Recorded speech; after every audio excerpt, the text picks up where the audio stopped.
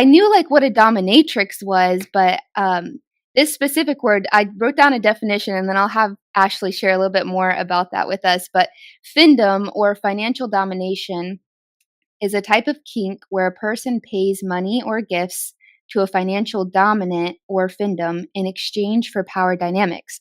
The person who pays is often called a pay pig or fin sub. So I definitely heard the term pay pig before. I got those creepy DMs from like those, wretched old men. Yeah, no, so weird. Yeah, so I don't know, like that was just a Google definition. Do you want to explain a little bit more about what that is and how you found yourself getting involved in this kind of work? Yeah, there's so when it comes to like Findom, it's like these people specifically get arousal out of sending money to a beautiful woman or someone that they find attractive or whatever the case may be. And Mhm. a true pay pig or fin sub or whatever, they don't want anything in return. And I think that that's what separates the like dominatrix side from the findom side, because a lot of it kind of, those people, they just want to send you money and they get off to Interesting. that. They want you, a lot of this work I did when I did it was on like Twitter. So when they would send money, it's like you take a screenshot and you post it on Twitter and they're like, she took my money. And then it was like, yeah, Wow. it was crazy, like hundreds of dollars too, like not like pennies, like they were really into it, like they would sell their stuff. It was insane. And then on the other side of that, there's also guys that pay so much money for like their kinks. And I think that's more of like the domination side of where they want to be degraded and they want to be spoken to certain ways. So, but really in the world of like the kink stuff and everything, it kind of falls under the same thing. Okay. And yeah, that just blows my mind. Was there anything like that you noticed about these men that would be a common thread to how they sort of developed these kinks, or like were they all different kinds of men and backgrounds, or was there any kind of common element that you noticed? What I did notice with some of the I don't know, with the men that were into specifically just sending money, oftentimes those were men that were in very alpha positions in their life, like in their everyday life, they Mm, were very like successful. okay. And I don't know what that's about, if how like that's like deeply ingrained in their identity in a way to kind of be submissive to someone in some capacity. But in Yeah. their everyday lives, they were, from my experience, these like pretty dominant men. And Yeah. then in terms of like the kink stuff where they wanted to be talked to foul and all these things, I noticed a lot of them had substance abuse issues and they were Okay. very open about that. They would use substances and then indulge. And and I know there's definitely like a spiritual element to that, Yeah. for sure. Um, so yeah, it was really two separate extremes in terms of like the kinks themselves, but definitely with the financial stuff, these were dominant men. These were successful men that had good jobs, and yeah, it's wild. Is Yeah. wild. Yeah. Well, you're giving me perspective here because I don't know, I'm not experienced with that type of thing, so I appreciate, like, sometimes you may think like, "Oh, this isn't an important detail," but for those of us who don't know, it's like, "Oh, wow, something clicked there." Yeah. And like you said, they were substance abusing. Was there any kind of, like, specific drug that they were using? Was it alcohol or I think alcohol was a very common thing. Usually, like I think, and both of us can admit to this, that when it comes with like substance abuse, alcohol is just there. Like I think Yeah. that's just, it's going to happen in some capacity with alcohol. But I noticed a lot of them were on like uppers, speed drugs, and there was these Mm, things called poppers. I never really understood what they were. I never got into forced intoxication, which is a form of a kink that some dominatrix do, where men get off to being forced to take more drugs and drink more alcohol and get completely interesting. obliterated, which Yeah. I just I say, oh, that was my limit. Yeah, I yeah. did a lot of stuff that wasn't any good, but like I felt like because what if that person died? I'm like, I don't want Yeah. to that blood on my hands. But yeah, it was a lot of uppers because I don't think you could really function in doing these kinds of things if you were Yeah. taking like Xanax or Yeah, that makes sense. medication. So I definitely wanna get to your story of, like, how you found yourself here, but while we're just sorta on the topic of, like, these men and the different kinks that they had, do you wanna just share some of the dark experiences or just what some of that work was like for you while you were in it?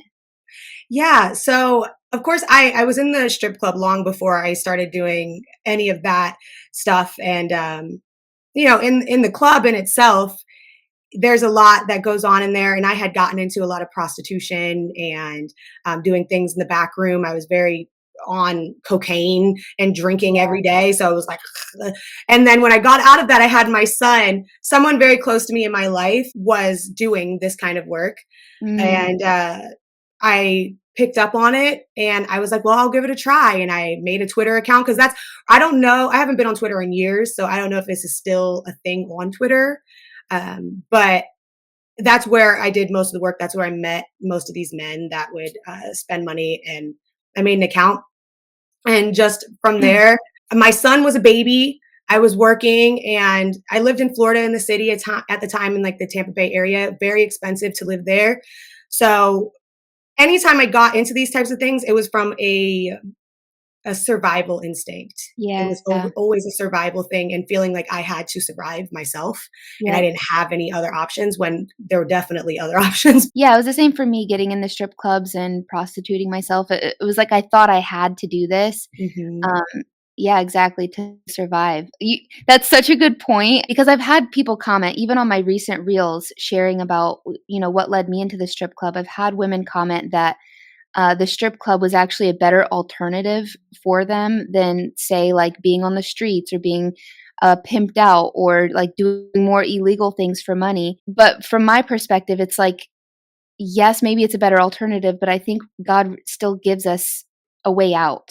Yeah, I think there's gotta be another option, right? Like, I just can't bring myself to believe that this was the only thing. At least, like, in my experience, I know that I could have waitressed, it wouldn't have been yeah, as much money, but I could have waitressed.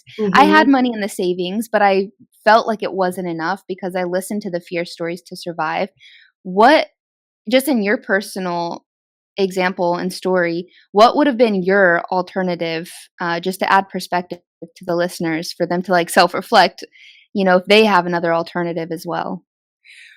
Um, if I knew then what I know now, I would have went to a church. I would have found a church and I would not have let, um, my beliefs about religion and judgment be something that kept me from just going and being vulnerable and saying, "Hey, this is my situation and I need help." Mm, Um, I think that most churches, no matter the denomination, if you go in there and you have a child, or even if it's just yourself and you are like, I need help and I don't want to live like this anymore. I don't want to do this anymore. They're going to help in some mm, capacity. I would hope, for the most yeah, part. I think that the mega churches that get all the clout and that make religion look bad, that's not the majority, yeah, that's not the majority. I believe that most churches have a heart for Jesus and they want to mhm, help people in these situations as much as they can. When I yeah, did finally go to a church, I mean, they opened their doors and didn't to their homes. They just didn't care. They were like, "You want to change? I see that in you, and I'm here to help." So I think just be if I would have been authentic enough and not scared, it was a lot of fear to go yeah, into that setting. That's what I would have done because when I was in the club after I got older and had my son, I worked in finance. I worked in mutual funds. I had a good job. It was just I was trying to make ends meet and I was too scared to ask for help. that made me so emotional because I think that's so true, and also, like, this pride can maybe come in that, like, I don't Yeah, wanna ask for help. I remember I had to apply for unemployment, once when I was getting out of the strip club, and the clubs were closed down because of, COVID, and I remember, like, not knowing what to do, and it was the first time I'd ever applied for unemployment, and I was kinda humiliated by it, but yeah, God provides through those things as well, so I don't know, you made me emotional because I think that was such a good answer, and you're right, yeah, I think if we could humble ourselves and have yeah, the courage to go ask a church for help, like, they're gonna and if they can't, they're gonna direct you to somebody who absolutely, can. absolutely. Yeah, at my job, I have people come in every day because I work in low income housing, and they come in every day, and our wait list is long, like years long, right? And these people, they're like, there's nowhere that we can live. And I'm like right there, like, here's all the churches you can call. I have a piece of paper, like a printout, has like all these churches. I'm like, call this place. They call all the time. They come here all the time. Call this place. They'll help you. They'll help you, but you can bring someone to the water. You can't make them drink it. But, Yeah. I'm just like, reach out and trust that God is going to do what only he can do.